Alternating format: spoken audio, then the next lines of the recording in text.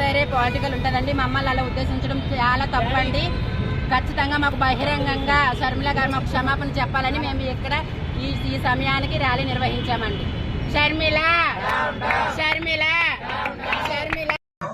Premajyothi trust ఫౌండర్ని నేను ఈ అంశం గురించి ఎందుకు మాట్లాడాలనుకుంటున్నానంటే ఎన్ని సంవత్సరాలు వేలాల నుంచి మేము ఒక బాధకు గురవుతున్నాం. ఏదైతే పదజాలాన్ని ఎవరైతే మమ్మల్ని వాడద్దు, ఈ పదజాలాన్ని కొంచెం దూరం పెట్టి మమ్మల్ని సొసైటీలో యాక్సెప్ట్ చేస్తే చాలు అనుకున్న వాళ్ళు పదే మిమ్మల్ని కోడాష్ అంటే అది మా మనోభావాన్ని ఎంతగా దెబ్బతింటుందని మేము సొసైటీలో ఫ్రీగా తిరగలేము.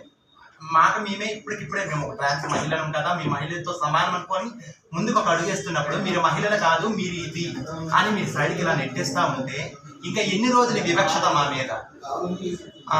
ఇప్పుడు షర్మిల మేడం మాట్లాడే మాటల్లో కూడా చేతకాని వాళ్ళు వీళ్ళు అలా చేస్తారు అంటే మేము చేతకాని వాళ్ళమా? ఇన్ని రోజులు మాకు ఎందుకు జాబ్స్ ఇవ్వలేదు మీరు? మేము చేతకాని వాళ్ళమా? జాబ్స్ ఇవ్వని ప్రభుత్వం చేతకానిదా? మాకు చెప్పండి. ఇప్పుడిప్పుడే మేము స్వయం ఉపాధి పథకాల కింద ముందుకు వస్తున్నాం. లైవ్లీహుడ్స్ అంటే ఇప్పుడిప్పుడే ముందుకు వస్తున్నాం. సమాజానికి కొంచెం దగ్గర అవుతున్నాం. ఈ దగ్గర అయ్యే టైంలో మీ రాజకీయ వ్యక్తులు అయి ఉండి మీరే విషబీజాలు చల్లితే ఆ సమాజం మమ్మల్ని ఎట్లా యాక్సెప్ట్ చేస్తుంది?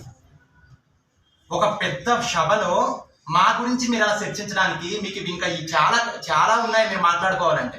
ఇంకో విధంగా మీరు పర్సనల్ ఇంకెలా మాట్లాడుకోండి. మా పదజాలాన్ని వాడుకొని మీరు ఎందుకు ఇలా చేస్తారు? దేవతలకు అమృతం పంచేటప్పుడు ఒక విష్ణుమూర్తి కూడా మోహిని అవతారం వెళ్ళి పంచాడు కదా, మరి అలాంటప్పుడు మీరు ఎందుకు మా పదజాలాన్ని వాడుకోలేదు ఇంతవరకు? ఎవరినైనా తిట్టడానికి ఎవరినైనా దూషించడానికే ఇలాంటి పదజాలం వాడుకోవాలా?